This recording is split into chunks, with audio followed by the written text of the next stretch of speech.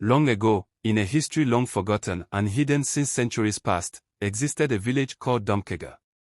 The land that was ever so joyous and prosperous, thriving in their indigenous ways of living and governed by the eldest man and a council of other elders in the community. Obinna, the eldest man only son believed to be spoiled by the circumstances surrounding his birth, became a nuisance to the community.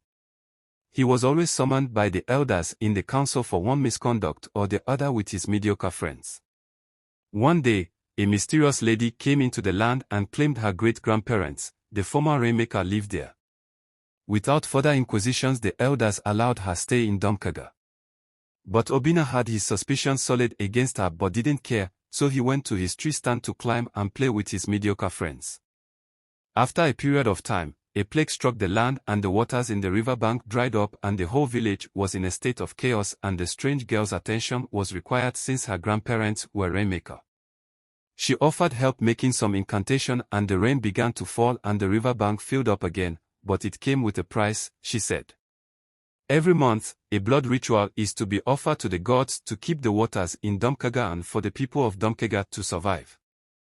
This sounded evil to Obinna because what came from nature should not demand a price to sustain, he thought.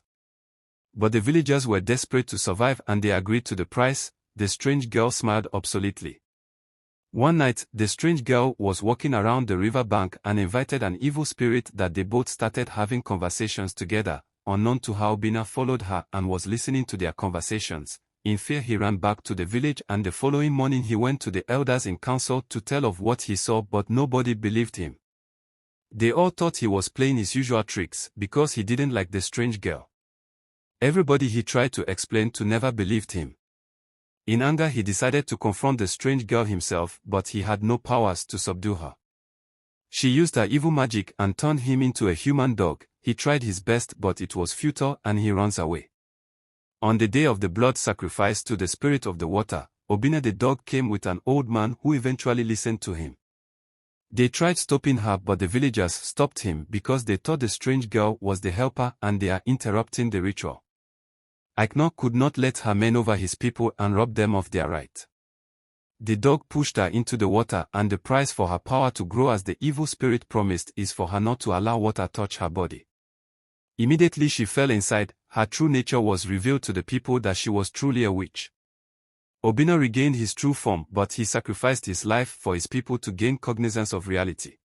The eldest man could not stand hearing the death of his only son. He went through a sudden heart attack and died at that spot. This tragedy beheld the villagers and they wept and sneered in pain. Since that day they refused to allow outsiders stay in their land.